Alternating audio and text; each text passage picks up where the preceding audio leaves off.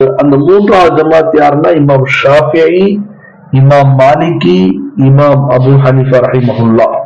இவங்க என்ன சொல்றாங்கன்னா, உதுவுக்கு முன்னாடி பிஸ்மில்லாஹிர் ரஹ்மானிர் ரஹீம் ஓதுவது சுன்னத்தாக அல்லது முஸ்தஹபாக இருக்கிறது. இப்ப இவங்க இந்த ஹதீஸ் சொல்லியிருக்காங்களே ஆதாரமாக வாஜிப் என்று சொல்லக்கூடியவர்கள் என்றால், இதற்கு இவங்களுடைய கருத்து என்னவென்றால், இந்த நஃபி இருக்கிறதே, ஒசு ஆக லா உசு லிமன் லம் யذ்குர் இஸ்மல்லாஹி அலைஹி, இந்த லா என்ற நஃபி ஒசு ஆகாது அல்ல, ஒசுக்குல பிஸ்மில்லாஹிர் ரஹ்மானிர் ரஹீம் சொல்லலன்னு சொன்னா சிறந்ததல்ல. இந்த நஃபி லா ஃபதுல லில் உஸூஇ என்பது அர்த்தம். உஸூல ஃபதுல் இல்ல, சிறந்தது இல்ல. யாருக்கு எவர் பிஸ்மில்லாஹிர் ரஹ்மானிர் ரஹீம் என்று ஓதலையோ அவருக்கு இது சிறந்த அமல் இல்ல. சிறந்த அமல் எது?